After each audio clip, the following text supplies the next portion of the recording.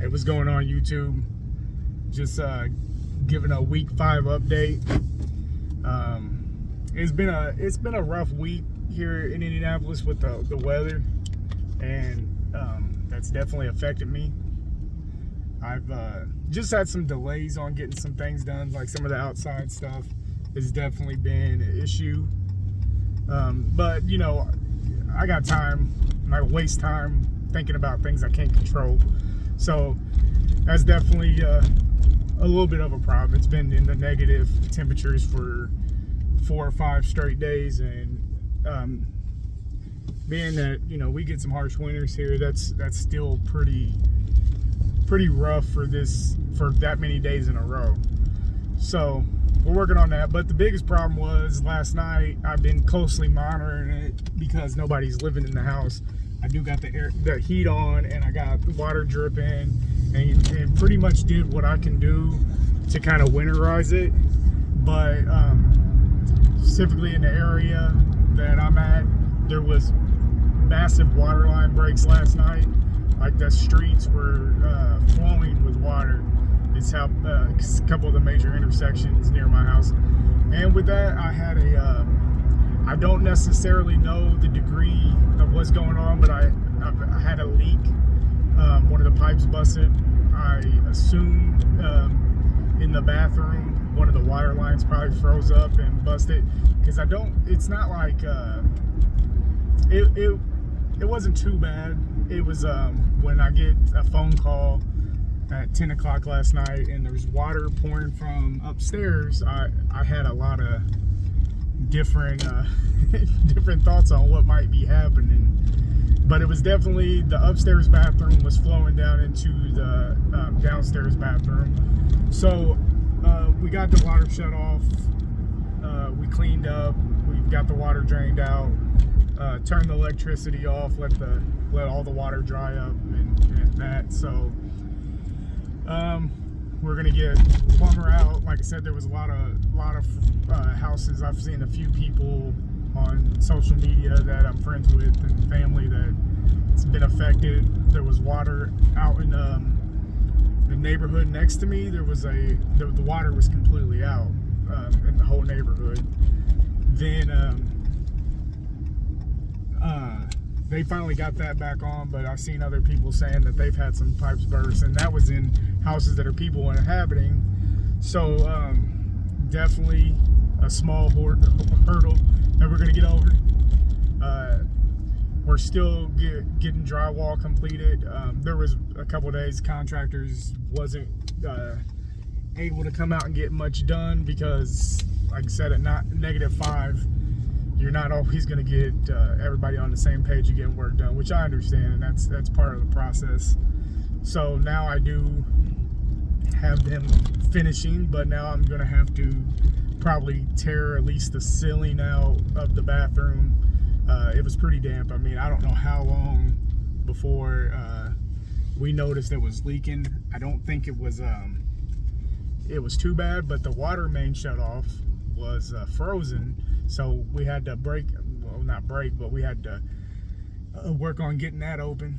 Once we got that open, then, you know, we shut the water off, shut some of the electric off, cleaned up.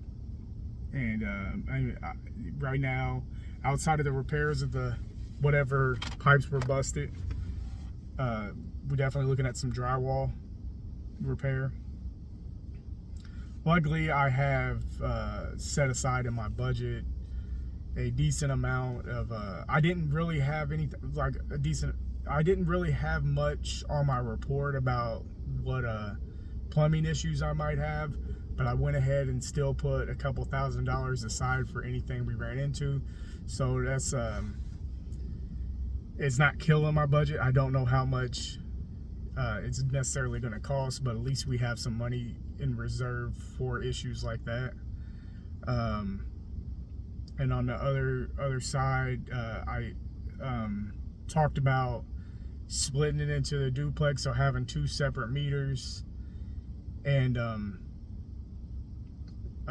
this is where you get into working with utility companies, and I'm sure each city, each state everybody has their, own privatized business that runs it.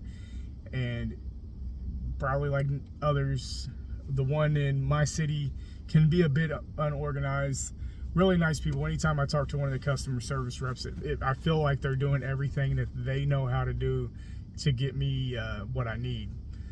Unfortunately, this week I've been sent to one engineer that wouldn't answer his phone, a second engineer that wouldn't answer his phone, then I had to call back 45 minutes to get another engineer. Basically, they told them that they was gonna call the engineer and then have another engineer call the other engineer, and then finally, I got a call back saying, "Hey, I'm sorry that they sent you to me for this problem because this is not my problem." He's like, "There's a lot of turnover with that company, and a lot of times they don't necessarily know what they're doing." So, okay, great. So they give me another number. I call that today. Of course, no answer. So we're kind of just waiting on that. We had the electricians out there already. They was pretty understanding about the situation. They're kind of just waiting on AES to they got all the parts. They're just waiting on AES, or what, our electric utility company, to give them the okay to put the boxes in. And I'm not even really sure what they need to do at this point. They said sending engineers out, so I'll definitely update you on that process because I'm curious about the process. And this is my second property where I got a single family turned into a duplex, which I like. I know that there is definitely some benefits. It's more of a cash flow play, but I plan on holding it anyway. So in the case that I did want to sell it, I can always turn it back into a single family pretty easily. So that's just giving me a couple different exit strategies. And then, this gives me experiences if I run into another situation where I might be able to do a conversion. If I wanted to, I'd have that experience, and hopefully it would be a little smoother. So outside of the weather being terrible, it's a blazing 19 today, so that's compared to the -5, -6 that we've been getting the last couple of days. It's pretty good. I do have everything moving pretty smoothly outside of that. Just like the drywall and all that kind of stuff is just taking forever to dry up.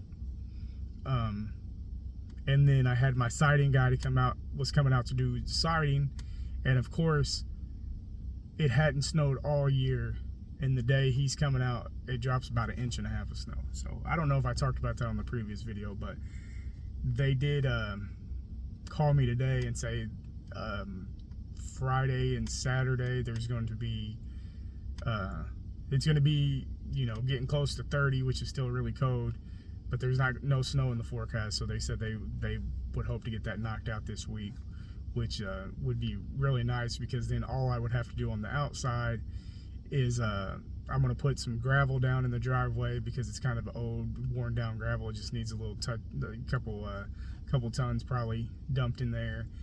And then getting that deck. I have a deck that needs to be repaired. I had some issue with the contractor, miscommunication. At least that's what he told me. He was going to basically fix something knowing that it was kind of just a cosmetic fix, and he wasn't going to actually fix the whole problem. And I actually had another person that was on the job notice that they started to fix it without